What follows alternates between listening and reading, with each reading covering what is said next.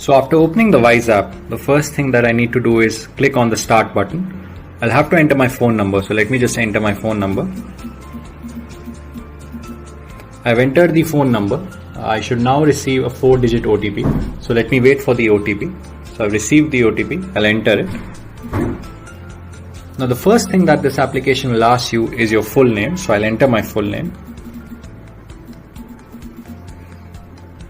And after that, it asks for a language preference, English or Hindi. So I'll continue with the default English.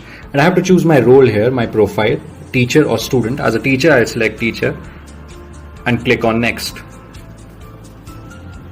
Once this is done, the first thing that we need to do after signing up is creating our classroom. So classroom name is the name of the class that we're teaching at. Like it could be class 9, class 10, it could be first semester, whatever nomenclature that we are following. So I'll just enter my class. So I teach class 9. So let me just write class 9, and the subject that I teach is mathematics. So next thing I'll do is I'll add timings. Timings are the days or the time slots when I'm taking the live classes. Let's say I'm teaching them Monday 9 to 10, Tuesday 9 to 10 again. Wednesday I'm teaching them at, let's say, 11 a.m. to 11:30 a.m. And Saturday I'm teaching them in the afternoon. So let's say 2 p.m. Let's say it's a shorter class, 2 p.m. to 2:15 p.m. I'm just teaching them for 15 minutes. So whatever are the timings, I select those, I click on save timings, I click on create, and my classroom, class 9, has been created. It has all the details, its name, the subject, the timings that I selected. Now, the first step here is linking the students, adding the students to this classrooms. So how that happens is by clicking the invite students button. So I click on invite students. It generates a message. I can send this message through any medium. I can send this message through WhatsApp, Telegram, any medium that I'm connected with my students on. So I have a WhatsApp group. So I have a WhatsApp group by the name of class 9 where I need to send this. So let me just send this. So this is the message they receive. Your teacher Mubin Masoodi has invited you to classroom class 9 subject. And what students have to do is they will have to enter this classroom ID. And once they do that, I'll start getting requests. So right now, as you can see, it says 0 join requests. I'll start getting requests now. See, I've already got requests. I have 1 join request. So I've got a join request from Shweta, Rana, Rahul and Wajiha. These are the students who are present in that WhatsApp group. So how I add these students is I just click on accept. If they're not my students, I could just reject them. So I click on these green ticks. So Rahul Jain is now my student, Wajiha is now my student, and Shweta is also my student. Now these 3 students are part of my classroom. Now let me show you all the features that constitute online teaching on this platform. The central feature is the live class. How the live class works is I simply click on go live button. The minute I click on go live button, it will launch a class, a live meeting will start, and all my students will get notified. I don't need to send them meeting IDs, passwords or any kind of link. As you can see, they're already part of the admit room, of the waiting room here, where I could admit them. So I can click on admit and now they are part of my class, and now I could start teaching them. I could start teaching them by using share screen. I could start teaching them by using a whiteboard, however I want to teach them. So this is how the live class works. I just click on go live, and immediately after I click on go live, the meeting starts, students get notified, they click on a similar button and they join the class. So let me just end this class here. So I will click on end meeting for all, and the live class is ended. So this is how simple taking the live class on Wise is. Just click on go live, class starts, students get the notification and they would join. Now, the other feature of this application is assessments. Assessments is a very easy way of giving any homework to your students or any subjective assignment or test. Let me show you how this works. I click on add assessment. It asks me for the topic of this assessment. Let's say the topic is laws of motion. Submission date is the deadline. By when do I want this? Let's say I want this by 5th of December. And I want this by, let's say, 5 p.m. Let me select 5 p.m. So what this means is 5 p.m. 5th of December is the deadline. Until that date, students will be able to submit this assignment or homework. Beyond that, they will be able to see the question paper, but they won't be able to make any submission. Maximum marks, let's say 10, And files, attach files, what that means is the question paper. So I click on attach files. I can use the camera option if I have the question paper in front of me, or if I have the question paper in my phone already, I can use the document option and upload any JPEG or any question paper that I have. So let me just upload this. Let's say this is the question paper. So I'll just click on save, and this has been created. The assessment has been created. All the students in the classroom will get notified about this assessment. I don't need to send them a message separately. They will get notified, and they will have time till 5th of December 5 p.m. to submit this assessment. So let's see if we have received any submission on this. So as you can see on the top where it says submission 0, this is where I will receive all the submissions. I can make changes to this assessment by clicking on the edit option on the top right corner. I already have 2 submissions, so let's have a look. So I'll click on view all. So 2 of my 3 students have made the submission, Shweta and Vajia. Let's look at one of their submissions, and let me show you how the feedback is given. So I can click on Shweta. She has made some submission. Let's say the submission was correct. I can give her 8 marks. Feedback is optional. I can type it. So I can just click on record and give her an audio submission. Shweta, you've done this perfectly, but your handwriting was not good. That's why I've deducted 2 marks. I click on stop. I click on submit, and Shweta will see her submission. See the feedback that I've given her. As you can see, Rahul's submission is also available. So this is how you can give feedback to each and every student. And just one clarification, students do not see each other's submissions, neither do they see each other's feedback that the teacher has given them. So this is how the assessment features work. I can add as many assessments as I want. This feature of WiseApp is tests. This is a way of taking MCQ test for your students. MCQ would be in multiple choice questions, which means that each question will have 4 options and one of them would be correct.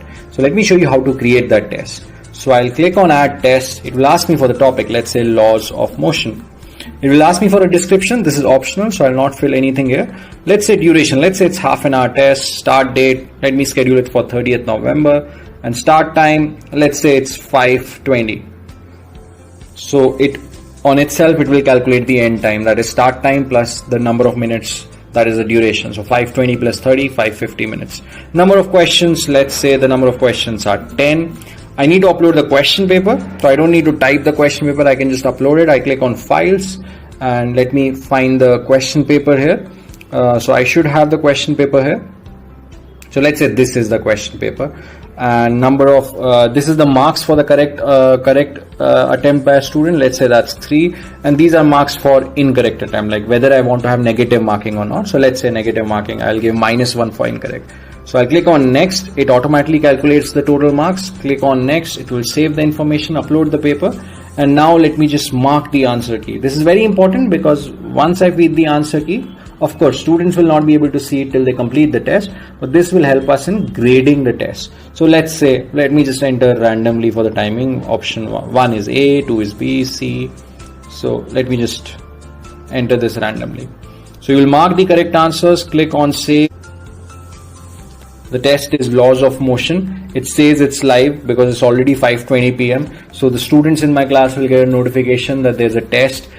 They can attempt this test, and right now I can preview the test. So this is how the test would look to them. These would be the instructions. If I preview the test, this is the question paper that they will see, and answer key, obviously they will see a blank sheet, but this is just for my reference in case I marked any answer incorrectly. I can change that later. So this test is of half an hour. Students can attempt this anytime within next 30 minutes, and that is the time limit also available to them. And once they are done with that, I'll get the results in a tabulated form.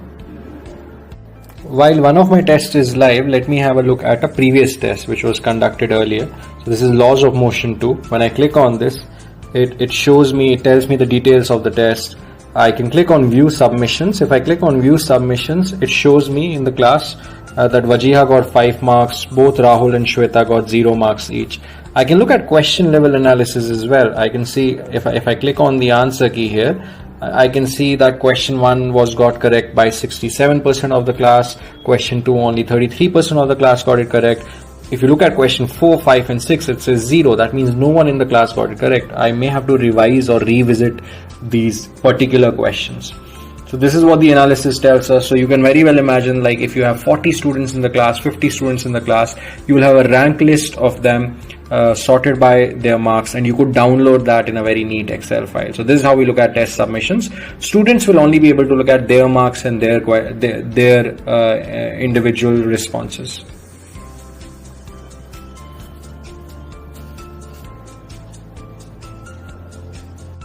So the next feature is resources. Resources is a useful way of sharing any study material, any content, or any link or website with your students. So let me click on add resource. So let's say I want to share a document. It could be a JPEG or a PDF. So let's say it's a worksheet on kinematics. And this has 10 questions. So I'll attach file. Attach files would be any document that I want to upload. So let's say this is a document that I want to upload. So I just click on this document, click on done, and this document or this resource will be uploaded in the classroom. Any student in the classroom who is present, currently I have 3 students in this classroom, will have access to these resources. They can view them, access them whenever they want. It all remains saved in the cloud. So both teacher as well as student need not worry about their phone storage. So similarly, I can also upload a link. I can click on a link and upload any website, any link to any website or a YouTube video here. So it could be something like this. Let's say it's a video on laws of motion. And let me just open YouTube where I'll get that video.